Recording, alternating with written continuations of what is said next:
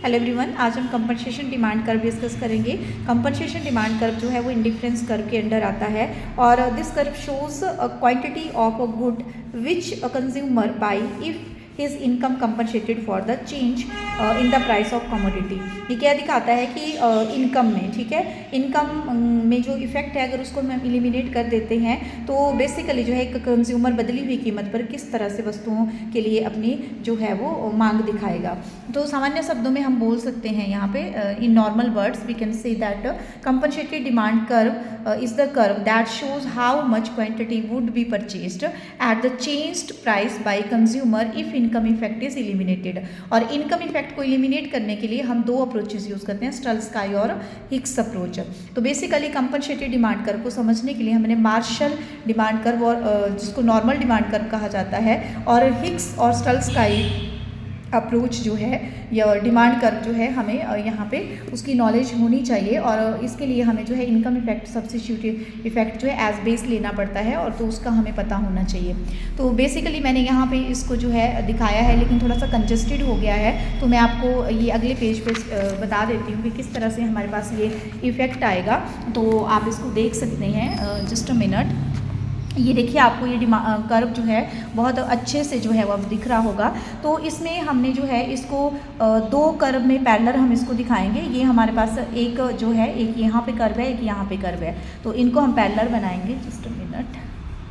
ये देखिए यहाँ पे गुड एक्स को हमने दिखाया है, यहाँ पे गुड वाई को हमने दिखाया है और यहाँ पे प्राइस ऑफ एक्स और यहाँ पे क्वांटिटी ऑफ एक्स को हमने दिखाया है। मान के चल रहे हैं कि वस्तु की कीमत एक ही वस्तु की कीमत में चेंज हो रहा है और उसी वस्तु की कीमत में चेंज होने से उसकी क्वांटिटी में जो प्रभाव आ रहा है उसको हम यहाँ पे दिखा रहे हैं। सो आप यहाँ पे देखिए कि ये जो है स्टार्टिंग में हमारे पास जो है ये यहाँ पे ये हमारी प्राइस लाइन थी और ये हमारा जो है वो इंडिफरेंस कर्व था, यहाँ पे इक्विलिब्रियम पॉइंट था।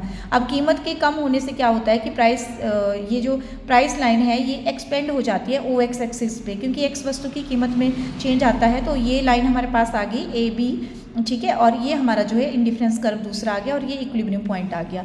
तो जो स्टार्टिंग का इक्विलिब्रियम पॉइंट था जो मैंने रेड लाइन में दिखाया हुआ है वो, और जो नया इक्विलिब्रियम पॉइंट था जो कि मैंने आल्सो रेड लाइन में दिखाया हुआ है, उन दोनों को हम नीचे ले आते हैं। तो स्टार्टिंग की कीमत ये स्टार्टिंग वाले पॉइंट को जहाँ कट कर रही है वो एक पॉइंट और कीमत के कम होने पर जो नई कीमत आ रही है वो दूसरा पॉइंट। अब इन दोनों पॉइंट को जो मैंने रेड लाइन में एक डिमांड कर्व ड्रॉ किया है उसको हम मार्शल डिमांड कर्व कहते हैं, ठीक है।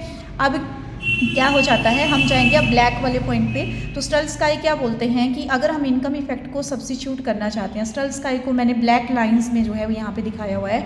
सो आप देखिए कि तो हमें जो है उस इफेक्ट को एलिमिनेट करने के लिए जो हमारी ए बी लाइन थी उसके पैरेलल लाइन ड्रॉ करनी होती है। तो इसके पैरेलल हमने लाइन ड्रॉ की तो जो यहाँ पे टच कर रही है, ठीक है। तो हमने क्या किया, जो हमारा स्टार्टिंग वाला यहाँ पे रेड पॉइंट था, रेड लाइन में जो पॉइंट है वो तो है ही, कीमत के कम होने से हमने ये जो स्टर्लस्काई की अप्रोच है तो उसमें हमारा जो है ये लाइन यहाँ पे टच कर रही है। तो यहाँ से टच करती हुई इसको हमने नीचे को लाइन ड्रॉ कर दी जो ब्लैक में मैंने शो करी है।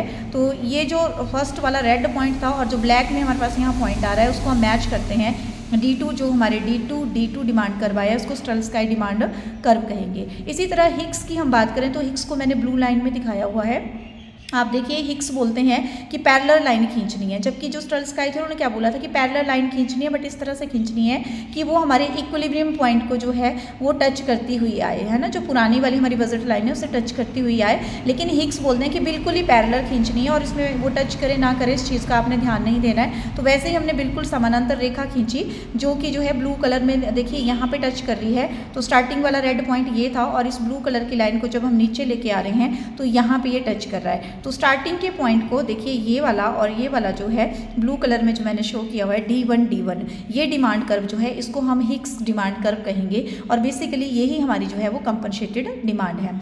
अभी आप देखिए कि इसमें बेसिकली जो है MCQs बनते हैं कुछ, तो आप इन MCQs को भी प्लीज़ देख लीजिए। जैसे MCQs में जो सब्स्टिट्यूट इफेक्ट, इनकम इफेक्ट और कंपनसेशन डिमांड कर्व से बेसिकली जो बनते हैं, like the compensation demand curve shows only income effect, है ना, given goods only substitute effect both income effect and substitute effect. तो इसका आंसर ये होगा।